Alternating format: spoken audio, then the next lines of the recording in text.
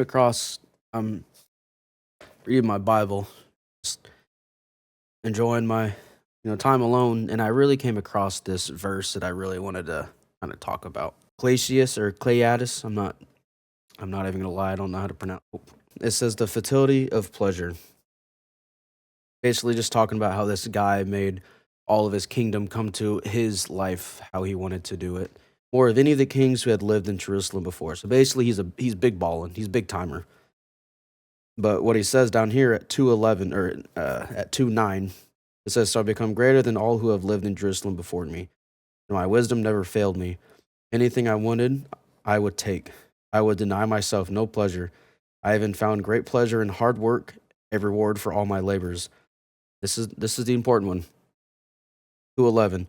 But as I looked at everything I had worked so hard to accomplish, it was also meaningless, like chasing the wind. There was nothing really worthwhile anywhere. After I read it, I kind of related to it a lot because I'm 25 now. I've been following the Lord for a while, and He's really helped me understand that money's important, but it's pretty much meaningless for me. My aspect in life.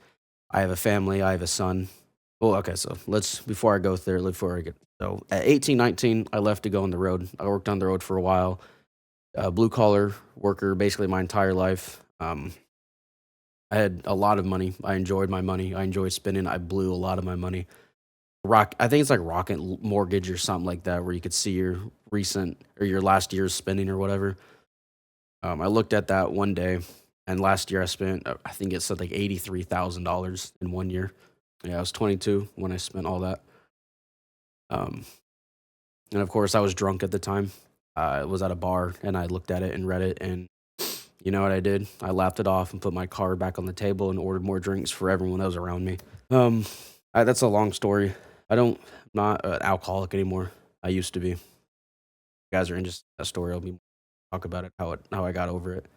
And at that point, I was never really around God. I never really cared for God. I never really believed that He would help me. I never really stood a chance to really ever talk to Him. And so what happened was I quit, and I was really lost because I had no money. I had no decent job.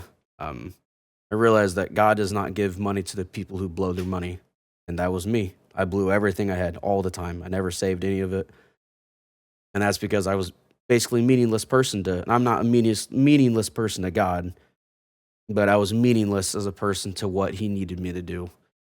Gave me a second chance to learn what He wants me to do. Was He? I threw a wing shot for this company, the company I'm at right now, and He put it engraved in my head that money does not control your life. God does and family does. I've been the wealthiest person I've ever been. I've been the happiest person for the most part. But as a person, as a family person, I'm the happiest person I've ever been because I am surrounded by family more and more every single day. What basically the bottom line I'm trying to say is what I do is not worthless. What I'm doing is not chasing the wind. I'm chasing God, and I'm bringing my family with me to chase God. And that's what I get from this verse. I have a nice truck that I bought, meaningless. I could easily bought a little car that gets me a rinkily dinkly car that gets me to work. And it was hard for me to come to that realization because I work super hard for what I have. And that's why I like blowing my money so much. But as I looked at everything I worked so hard to accomplish, me, I mean, I worked 60, 70 hours a week when I was out on the road. I mean, I'd like to blow my money. I like to reward myself. But honestly, 3 years later, I can't even tell you where that money went. I don't even remember, besides my truck. But what I can tell you now, after I realized what was not meaningless, my son is not meaningless. My girlfriend is not meaningless. My health is not meaningless. My relationship to Jesus Christ is not meaningless. So I'm not chasing the wind. I'm chasing glory to God. There was nothing really worthwhile anymore. I was at that point before I really started opening this Bible and reading it, and it's helped me a lot to realize that God is worth chasing. Having my son chase God is worth chasing. Having me be a father a present father and a good father to my son is worth chasing. Having me be a loyal spouse to my partner is me chasing. It's not just chasing the win.